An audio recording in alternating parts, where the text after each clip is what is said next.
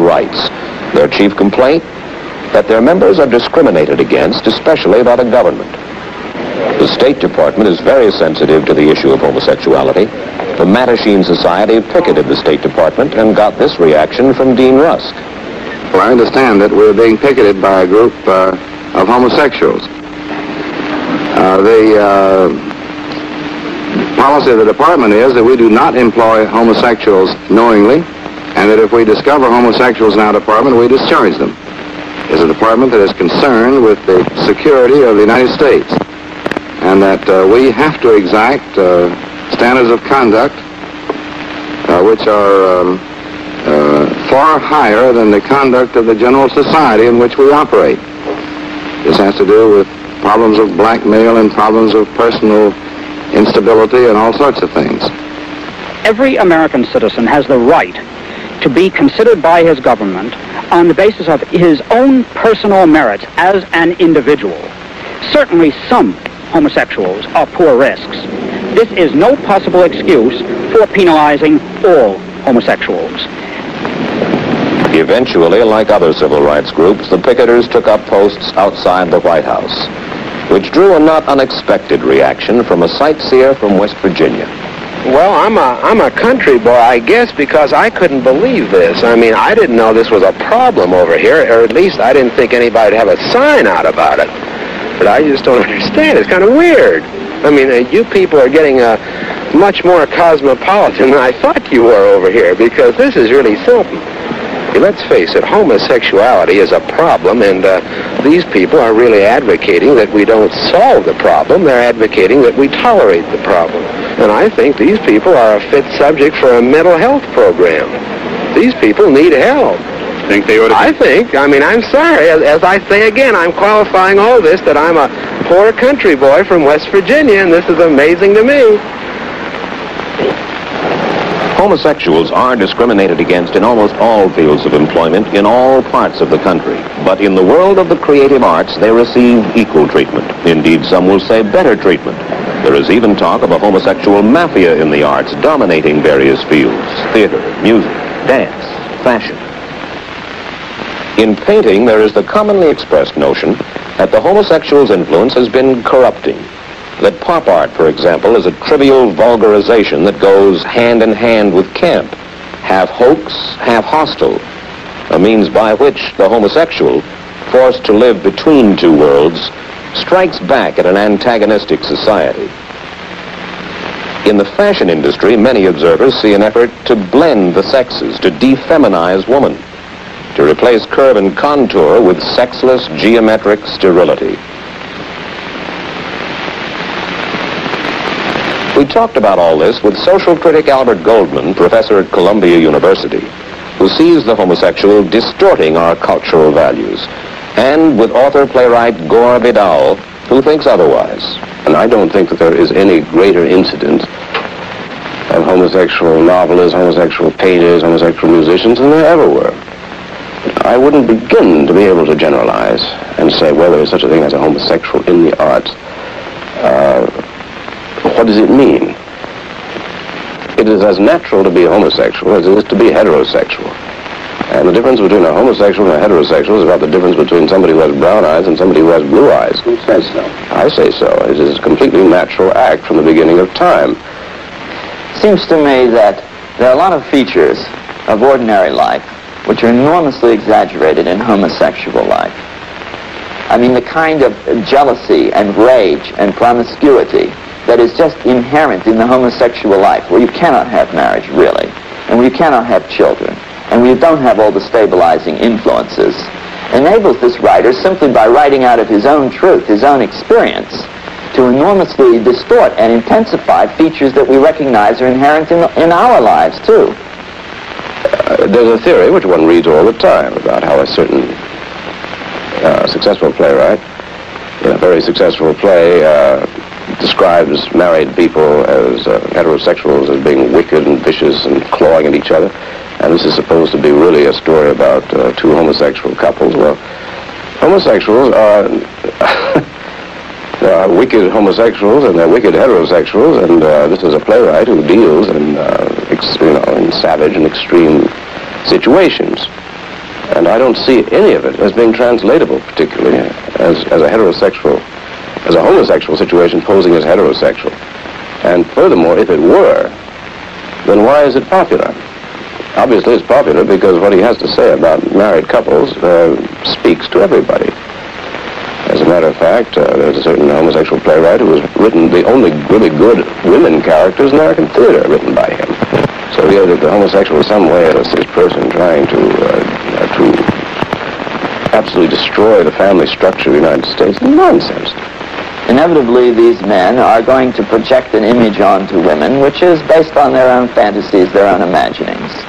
And since their view of women is charged with hostile feelings, since intuitively they want to carve woman into a shape that's somewhere between man and woman, a sort of boy-woman, let's say, all of this is going to come through in their work. Now, it is notorious that the whole fashion industry, for example, is dominated by homosexuals. They are projecting onto women their fantasies of the female. These fantasies are obviously infused with a great deal of hostility and with an instinctive desire to convert the female into a form which is essentially a sort of neuter form, a form that is in between, a hybrid. There are those who suggest that there's a kind of a homosexual mafia in which the homosexual in the arts, in a mutually protective way, helps his fellows. Well, it's like most legends, I suppose. There may be some basis for it. I don't know how it would begin because, you know, the artist is an artist first, and he's a homosexual or a heterosexual second. But I have never seen any sign in any of the arts of there being a hum and turn, as alarmed editorialists like to write. You can get the effects of conspiracy without having a conspiracy if you just have all the people essentially in the same family, if it's a Cosa Nostra arrangement, our thing, our family. If you have a group like the homosexuals who are extremely clannish and who have a tradition of taking care of each other, who constitute a sort of welfare state for each other, then you often get, without anybody intending any conspiracy, the same effect. We have a sexual ethic which is the joke of the world. We are laughed at in every country of the world for our attitudes towards sex. The United States is living out some mad Protestant 19th century dream of human behavior.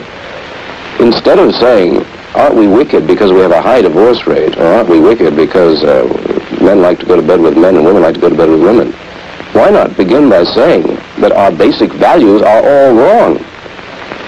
The idea of marriage is obsolete in our society. Everybody knows it. There are natural monogamists. There are people who indeed enjoy one another's company. But can you imagine a man and a woman who are told that for 60 years they're going to have to live together and have sex only with one another? This is nonsense.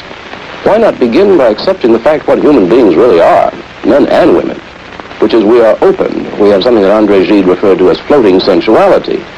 We can be aroused by this, by that, not necessarily by men, not necessarily by women. So let us begin with the reality of human relations and not start talking about moral fiber, because we're not living out this mad 19th century dream of that everybody, we must go in Noah's Ark in twos, one male, one female, and for 60 years in one another's company. This is what's at fault. This is breaking down, and I think that the so-called the breaking of the moral fiber of the country, these commentators speak of, is one of the healthiest things that's begun to happen.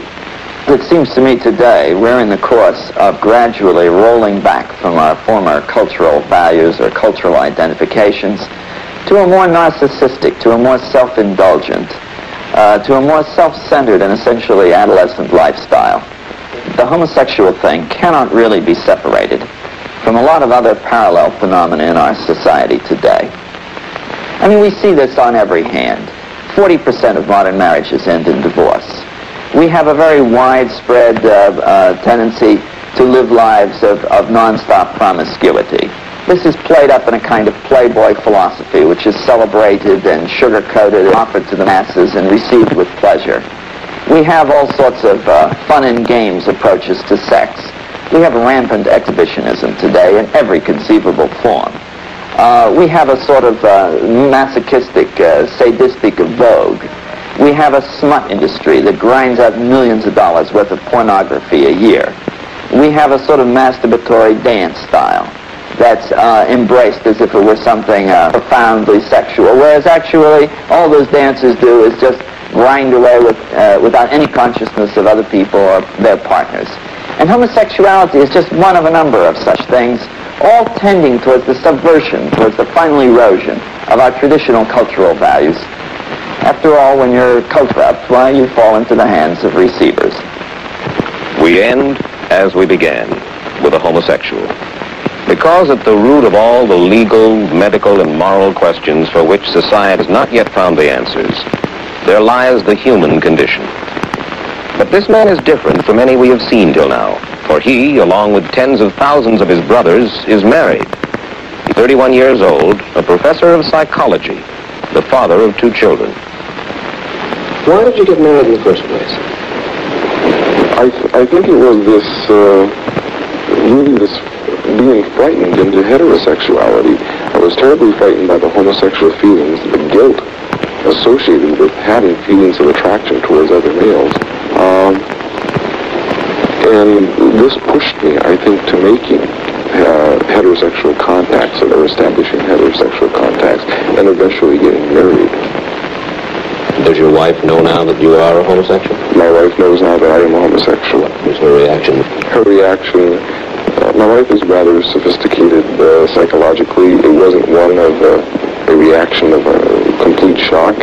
However, I think she finds it difficult to accept the idea, as I think a woman might, that I could be interested in another person sexually, be it male or female. Have you developed a warm and genuine love relationship with a man, or are these more or less sallies into promiscuity? To be honest with you, Mr. Ross, I think I'd have to say they're more or less sallies into promiscuity. I personally don't believe in a love relationship with another man. I think this is part of the gay folklore, something they try to obtain. They'll never obtain it, primarily because I think the gay crowd is so narcissistic that they can't establish a love relationship with another male. So it's a fulfillment of a sex urge. That's it. That's it, essentially. If I have a homosexual liaison or homosexual contact, I don't identify myself, my position, who I'm associated with, this sort of thing, because of the dangers that are involved in identifying myself. What about your wife? Do you think that she can live with it? That she will live with it? Honestly, no. I don't think so. I don't think she can live with this, and I can't continue to keep this thing under cover. It's too hard on me, and then I began to take it out on the family. I think it's, instead of 4 people being miserable, I think it's probably better that the marriage probably end in that case. I'll still love my wife. I do love my wife as much as I'm capable of loving another person. The dilemma of the homosexual. Told by the medical profession he is sick. By the law that he is a criminal. Shunned by employers, rejected by heterosexual society.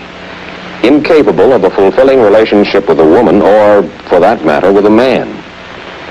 At the center of his life, he remains